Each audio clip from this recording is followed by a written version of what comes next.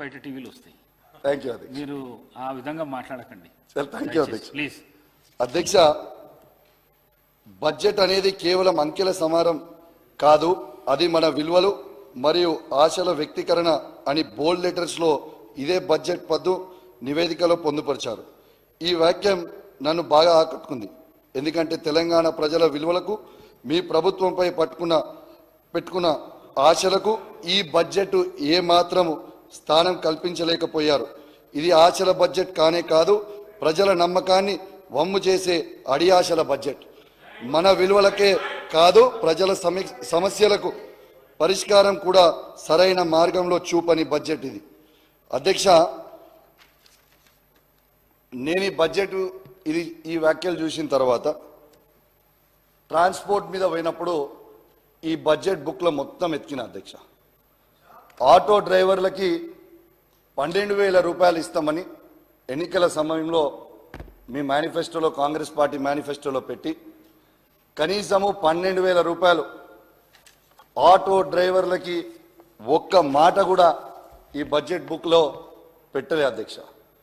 పెట్టకపోయేసరికి వాస్తవంగా నా హుజరాబాద్, జమ్మికుంట, ఇల్లంతకుంట, కమలాపూర్, వీణవంకలో ఉన్న ఆటో అసోసియేషన్లు అందరూ వచ్చి నన్ను కలిసి, అన్నా దయచేసి ఈ ఫ్రీ బస్సులు వచ్చినప్పటి నుంచి మాకు చాలా ఇబ్బంది అవుతా ఉంది, కానీ ఫ్రీ బస్సులు కూడా ఇవ్వండి, అద్భుతమైన పథకం, ఇంకా బస్సులు పెంచండి అధ్యక్ష, ఇంకా బస్సులు పెంచండి, ఫ్రీగా ఇవ్వండి, నో ప్రాబ్లం. ఎందుకు తొందర పడుతున్నావు? తొందర పడ కాదు, మస్తు మాట్లాడేది, తొందర ఎందుకు పడుతున్నావు? ఫ్రీగా బస్సులు ఇంకా అద్భుతంగా పెంచాలని కూడా కోరుకుంటున్నా అధ్యక్ష. కానీ అదే విధంగా ఆటో కార్మికులను కూడా, ఆటో డ్రైవర్లని ఖచ్చితంగా వాళ్ళని కూడా మనము కాపాడుకోవాల్సిన అవసరం మన మీద ఉంది అధ్యక్ష. ఈ రాష్ట్రంలో దాదాపు 6 లక్షల మంది ఆటో డ్రైవర్లు ఉన్నారు అధ్యక్ష. దీంట్లో 3 లక్షల మందికి సొంత ఆటోలు ఉన్నాయి, ఈఎంఐల మీద కొనుక్కున్నారు. ఇంకా 3 లక్షల ఆటోలు రోజువారీ కిరాయికి తెచ్చుకుంటారు అధ్యక్ష. వీళ్ళకి కనీసం వాళ్ళ సొంత ఆటోలు ఉన్న వాళ్ళకి ఈఎంఐలు వెళ్తలేవు, కిరాయి తెచ్చుకున్న వాళ్ళకి కిరాయి కట్టే పరిస్థితి లేకుండా ఇబ్బంది పడతా ఉన్నారు. కాబట్టి దయచేసి వాళ్ళ మీద కోపం లేకుండా దయచేసి ఆటో కార్మికులకి వెంటనే న్యాయం చేయాలి. నెలకి దయచేసి వాళ్ళకు కూడా నెలకి 10,000 రూపాయలు మీరు కేటాయించాలని నేను విజ్ఞప్తి చేస్తా ఉన్నాను అధ్యక్ష.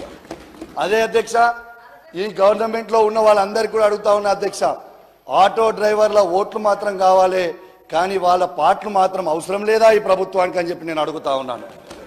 ఇవాళ వాళ్ళు చాలా ఇబ్బంది పడుతూ ఉన్నారు అధ్యక్ష.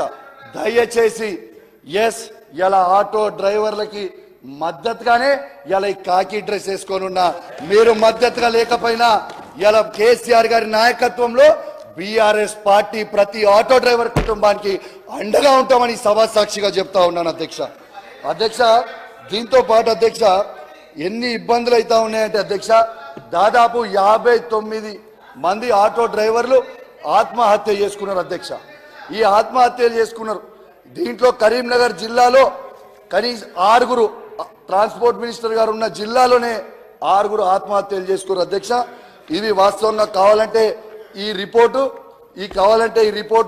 మీ ద్వారా పంపుతానని చెప్పి తెలియజేస్తా ఉన్నాను అధ్యక్ష. ఒక దిక్కు వాళ్ళే బస్సులు పెంచాలని